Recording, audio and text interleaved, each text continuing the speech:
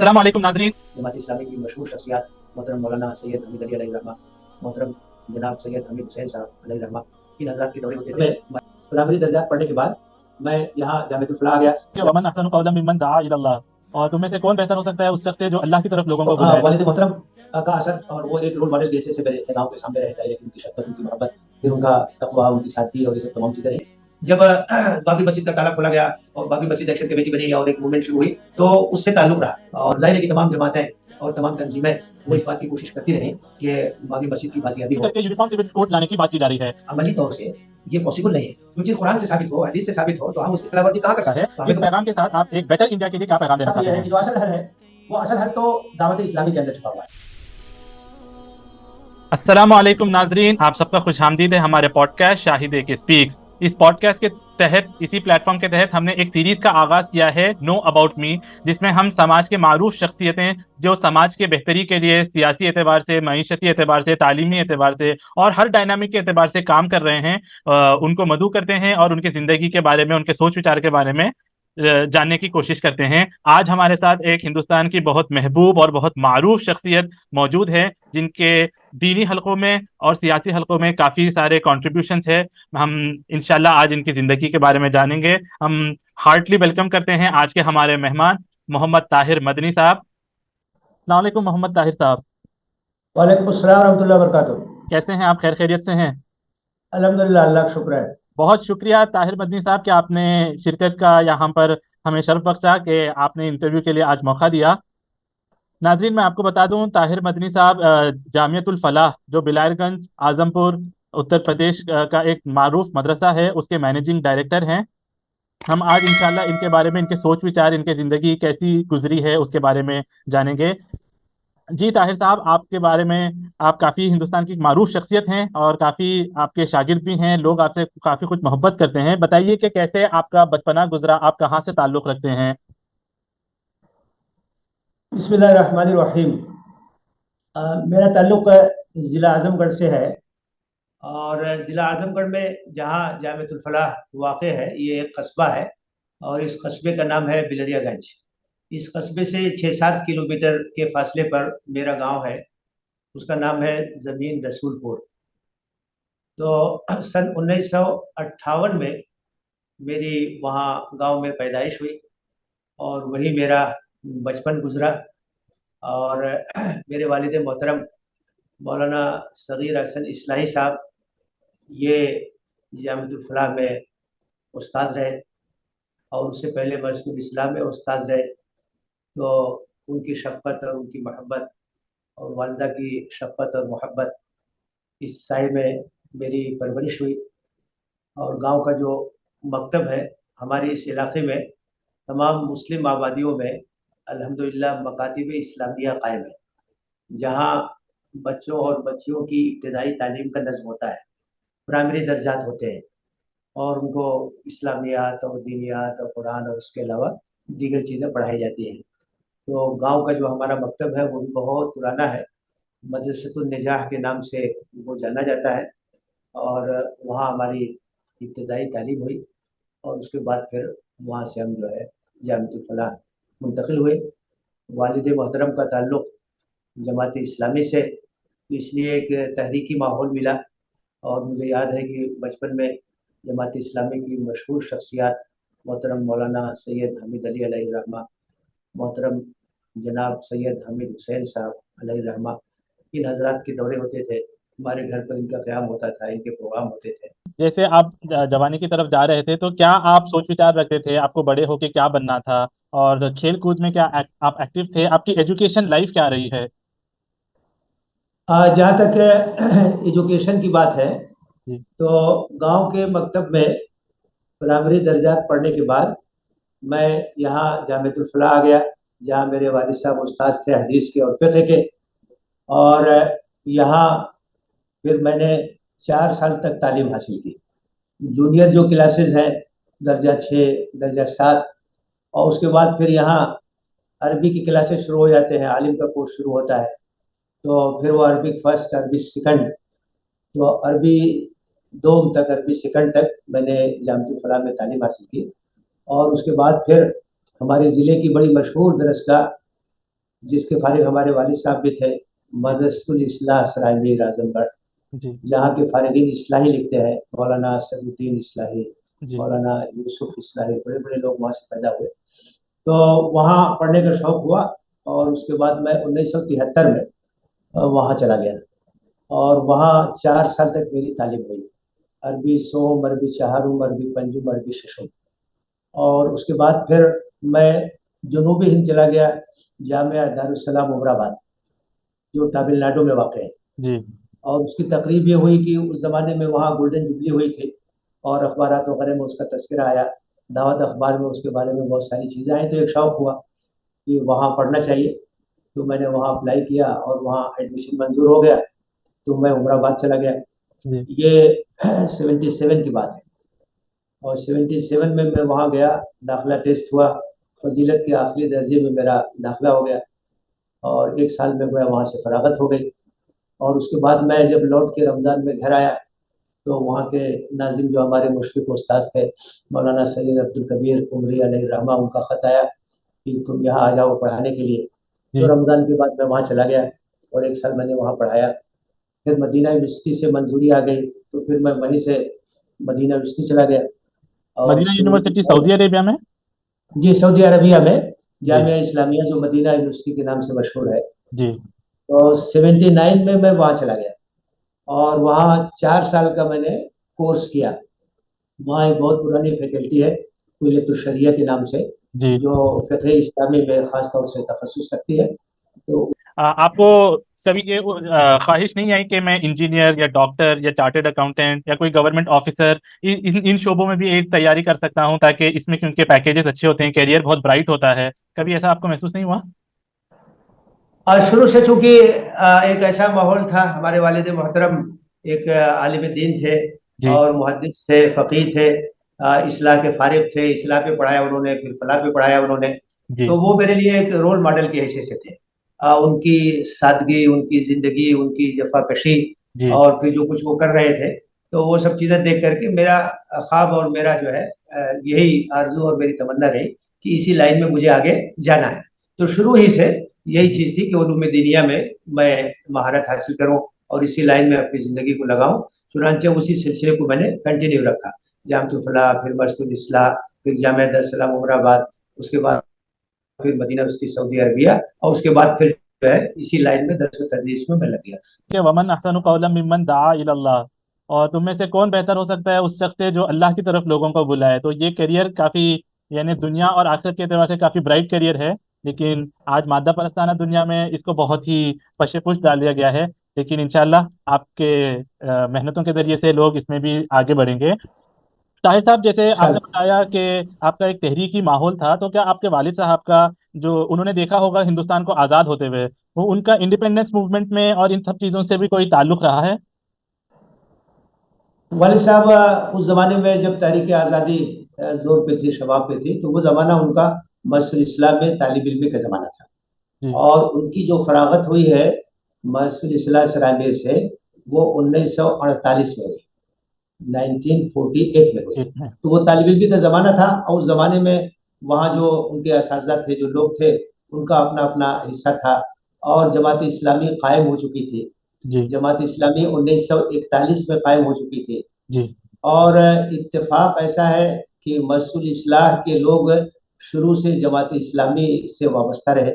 مولانا ابو اللیث اصلاحی ندوی صاحب وہاں تھے اساتذہ میں، مولانا اسد الدین اصلاحی صاحب تھے وہاں، مولانا امین حسن اصلاحی صاحب وہاں استاد تھے، مولانا اختر حسن اصلاحی صاحب وہاں استاد تھے. یہ سب جماعت اسلامی کے اکابر علماء میں سے. طاہر صاحب، جیسے ایک انسان کی زندگی آگے جیسے بڑھتی ہے، وہ کئی سارے ایونٹ سے ہو کے گزرتا ہے، تو وہ اپنے لیے رول ماڈلز چنتا ہے. آپ آپ اپنی جتنی بھی آپ کا ایکسپیرینس ہے، تو آپ کے لیے سب سے بہترین رول ماڈل کون تھے؟ کس طریقے سے آپ کے سوچ وچار کے اوپر انہوں نے سب سے زیادہ اثر کیا؟ دیکھیے، سب سے زیادہ تو والد محترم کا اثر، اور وہ ایک رول ماڈل کی حیثیت سے میرے نگاہوں کے سامنے رہے. ظاہر ہے کہ ان کی شفقت، ان کی محبت، پھر ان کا تقویٰ، ان کی سادگی، اور یہ سب تمام چیزیں رہیں، تو وہ جو ہے میرے لیے ایک رول ماڈل کی حیثیت سے رہے. اس کے علاوہ جو تحریک کے اکابرین تھے، جن کا آنا جانا ہوتا تھا بچپن ہی سے، ان کی خطابات وغیرہ سننے کا موقع ملا، ان کی مجلسوں میں بیٹھنے کا موقع ملا، تو جی خاص طور سے ایک تو مولانا حامد حسین صاحب جو اس وقت UP کے امیر حلقہ تھے اور بہت بہترین اسپیکر تھے، جی بہت زبردست مقرر تھے، ان کے خطابات بہت مشہور تھے۔ مولانا سید حامد علی صاحب ایک بہت بڑے عالم، گہرے عالم، ان کے دورے بھی ہوتے تھے۔ اور ہمارے علاقے میں مولانا ملک حبیب اللہ صاحب قاسمی تھے جو بہت ہی مشفق مربی تھے اور جماعت میں اس علاقے کے ذمہ دار تھے۔ جی، اور یہ آگے بڑھتے ہوئے جب 1992 میں بابری مسجد کو شہید کیا گیا تھا، کیونکہ مسجد کا تعلق یعنی اسلام کے ایک بہت ہی انٹیگرل پارٹ سے ہے، اس وقت کیا صورتحال تھی آپ لوگ کا، یعنی کہ کیا کشمکش رہی تھی اس دور میں؟ دیکھیے، میں مدینہ یونیورسٹی سے آنے کے بعد اگست 1983 میں جامعۃ الفلاح کو میں نے جوائن کیا ایک استاذ کے حیثیت سے، جی اور اس کے بعد تحریک سے تعلق کیونکہ بچپن ہی سے تھا تو بہت جلد پھر جماعت کا رکن بھی بن گیا میں، اور جماعت کی سرگرمیوں میں حصہ لینے لگا، اور اس کے تمام نشاطات میں جو کچھ مجھ سے بن پڑتا تھا میں کرتا رہا۔ تو اسی زمانے میں جب بابری مسجد کا تالا کھولا گیا اور بابری مسجد ایکشن کمیٹی بنی اور ایک موومنٹ شروع ہوئی تو اس سے تعلق رہا، جی اور ہمارے ضلع میں جو اعظم گڑھ شہر ہے وہاں پر ایک ادارہ جامعۃ الرشاد نام کا ہے، اور اس کے بانی اور اس کے ناظم مولانا مجیب اللہ ندوی علیہ الرحمہ اس وقت حیات تھے۔ تو ان کی قیادت میں ہم لوگوں نے بہت سے پروگرام کیے اور مظاہرے کیے، ایجیٹیشن کیے، اور مولانا کی گرفتاری بھی اس زمانے میں ہوئی۔ تو وہ سب چیزیں چلتی رہیں، اور اس کے بعد بہت سے یہاں سے وہاں دلی بھی گئے ہم لوگ بوٹ کلب پر، اس وقت دھرنا دیا گیا، بہت بڑا ایجیٹیشن ہوا، سید شہاب الدین صاحب وغیرہ سب لوگ اس میں رہنمائی کرنے والوں میں تھے، تو اس سے ہم لوگ جڑے رہے۔ اور ظاہر ہے کہ تمام جماعتیں اور تمام تنظیمیں وہ جی اس بات کی کوشش کرتی رہیں کہ بابری مسجد کی بازیابی ہو اور جو انصاف ہے وہ ملے، اس کی کوشش ہم لوگ کرتے رہے۔ 92 میں جب مسجد شہید ہوئی اس وقت جو حالات تھے وہ بہت ہی یعنی انتہائی کشیدگی کا ماحول تھا۔ اس وقت بھی ہم لوگوں نے آواز اٹھائی، اور پھر جماعت اسلامی پہ پابندی بھی لگی، اور اگرچہ جس طرح سے ایمرجنسی کے زمانے میں پکڑ دھکڑ کا سلسلہ شروع ہوا تھا وہ تو جی نہیں ہوا، لیکن بہر کے پابندی لگی۔ جو مسلمانوں کو اجازت دی گئی ہے کہ وہ اپنے پرسنل لا پہ عمل کرے، جو ان کو اسلام ہدایت دیتا ہے اس کے مطابق اپنے شادی بیاہ، طلاق اور ان جائیداد کی وراثت، ان تمام چیزوں کو حل کریں، اسے ابھی ختم کر کے یونیفارم سول کوڈ لانے کی بات کی جا رہی ہے۔ اس پر آپ لوگوں کا کیا ایک سٹینڈ ہے؟ دیکھیے، بنیادی مسئلہ یہ ہے کہ ہندوستان میں مختلف مذاہب کے لوگ رہتے ہیں، جی اور ہمارا جو دستور ہے ملک کا وہ اس بات کی اجازت دیتا ہے، گارنٹی دیتا ہے، ضمانت دیتا ہے کہ مختلف جو لوگ ہیں وہ اپنے مذہب پر عمل کر سکتے ہیں اور اپنے مذہب کی تبلیغ بھی کر سکتے ہیں۔ تو جہاں تک شادی بیاہ اور اس طرح کے مسائل ہیں یہ تو مذہبی معاملہ ہے، اور اس سلسلے میں ظاہر ہے کہ جو شریعت کا حکم ہے، قرآن اور سنت سے جو چیز ثابت ہے ہم اس کے پابند ہیں۔ اور بھی یہاں جو مذہبی اقلیتیں ہیں ان کے اپنے لا ہے، سول لا ہے۔ تو یہ بات میرا خیال ہے کہ عملی طور سے یہ پاسبل نہیں ہے۔ کوئی ڈرافٹ اس کا سامنے آنا چاہیے، اس پر ڈسکشن ہونا چاہیے، اس پر بات ہونی چاہیے، پورے ملک میں بحث ہونی چاہیے۔ جو چیز قرآن سے ثابت ہو، حدیث سے ثابت ہو، تو ہم اس کی خلاف ورزی کہاں کر سکتے ہیں؟ تو ہمیں تو کوئی اختیار ہی نہیں ہے، ہم تو پابند ہیں۔ اور قرآن نے جہاں ان احکام کو بیان کیا ہے اس بات کی وضاحت کی ہے کہ یہ حدود الہی ہیں، ان جی کو تجاوز نہیں کرنا ہے، ان کو کراس نہیں کرنا ہے، اس کی خلاف ورزی نہیں کرنا ہے۔ جی طاہر صاحب، ابھی حال ہی میں 14 مئی گیا ہے اور یوم نقبہ کے اس سے اس کو کمومریٹ کیا گیا تھا، سیلیبریٹ کیا، اور آپ کے خطاب بھی سننے کو ملے جو آپ نے فلسطین کے بارے میں اپنا اظہار خیال کیا تھا۔ ہم خود اس وقت ایک کافی سارے مسائل میں گھرے ہوئے ہیں، اور ہر ملک کا تقریباً یہی حال ہے۔ ان تمام چیزوں، ان مسائل کو رکھتے ہوئے کیا یہ ضروری ہے کہ فلسطین کے مسئلوں کو اور یہ تمام جو گلوبل مسئلے ہیں، روہنگیا، یہ تمام ان کو سپورٹ کیا جانا چاہیے، یا پہلے اپنے جو مسائل ہیں ان کا حل نکالا جانا چاہیے؟ دیکھیے، اس میں اصولی بات یہ ہے کہ دنیا اس وقت ایک گاؤں کی مانند ہے، جی اور کہیں بھی کوئی مسئلہ ہوتا ہے تو اس سے سب لوگ متاثر ہوتے ہیں اور اس کے اثرات سب کے اوپر محسوس کیے جاتے ہیں۔ ایک بات تو یہ ہے۔ دوسری بات یہ ہے کہ امت مسلمہ ایک عالمی امت ہے، کسی وطن میں ہونا وہ ایک جغرافیائی مجبوری ہے، جی لیکن امت مسلمہ ایک عالمی امت ہے، اور جو بھی اس امت کا حصہ ہے وہ ایک دینی بھائی ہے۔ انما المؤمنون اخوہ، اہل ایمان آپس میں بھائی بھائی ہے، ان کے دکھ درد میں شریک ہونا یہ ہمارے ایمان کا تقاضا ہے۔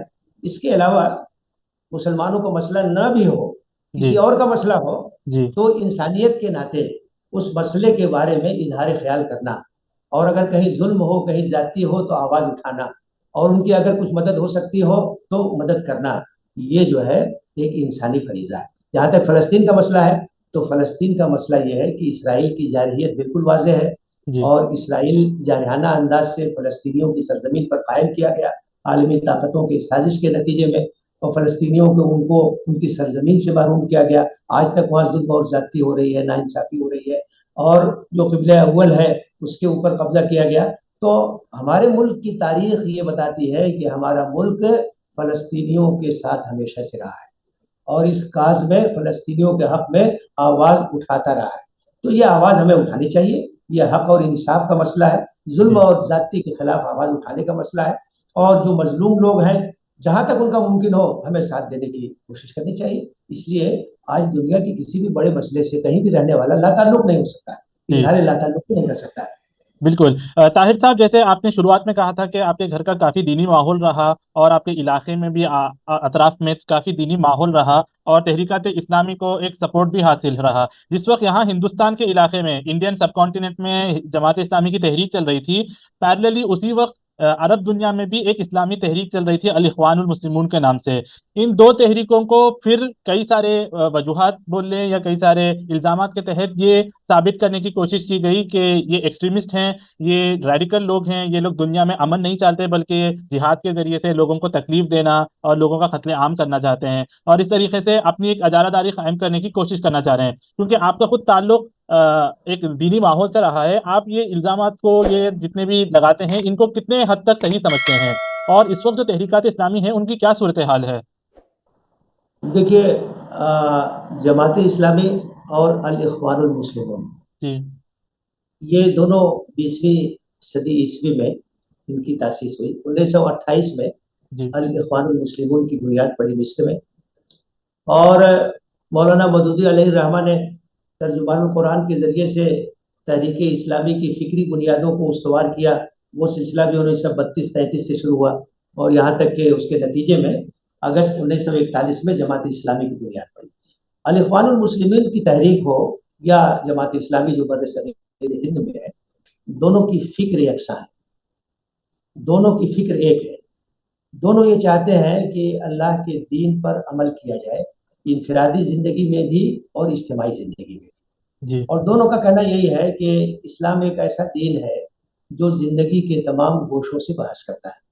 وہ ایمان اور عقیدے کی تعلیم بھی دیتا ہے، عبادات کا طریقہ بھی بتاتا ہے، اخلاق کے بارے میں بھی تعلیم دیتا ہے، معاملات کے بارے میں بھی تعلیم دیتا ہے، خاندانی زندگی کس طرح کی ہے وہ بھی بتاتا ہے، ہماری سماجی زندگی کیسی ہو، معاشی زندگی کیسی ہو، اور سیاسی زندگی کیسی ہو، ہر گوشے کے بارے میں اسلام رہنمائی کرتا ہے۔ اور اللہ تعالیٰ کا مطالبہ یہ ہے کہ یا ایھا الذین آمنوا ادخلوا فی السلم کافہ، اے جی ایمان لانے والوں پورے کے پورے فرمانبرداری میں داخل ہو جاؤ، اللہ کے دین کی مکمل پیروی کرو۔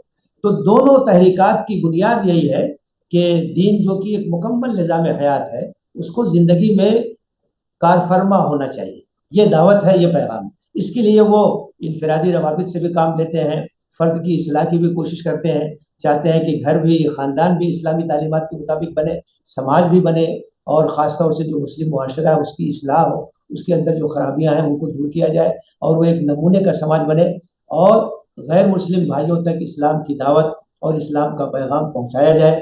جو مسلم ممالک ہیں جہاں مسلمان اکثریت میں ہیں تو وہاں یہ مطالبہ کیا جائے کہ بھئی اللہ کے دین کو نافذ کرو، اللہ کے قانون کو نافذ کرو، ہمارے پاس اللہ کا دین موجود ہے، اللہ کا قانون موجود ہے، تو اس کی حکمرانی ہونی چاہیے، اس کا نفاذ ہونا چاہیے۔ جو غیر مسلم ممالک ہیں جہاں مسلمان اقلیت میں ہیں، ان کی ذمہ داری ہے کہ اپنے غیر مسلم بھائیوں تک، برادران وطن تک اللہ کے دین کو پہنچائیں، اللہ کے پیغام کو پہنچائیں، اور ان کی نجات کی فکر کریں۔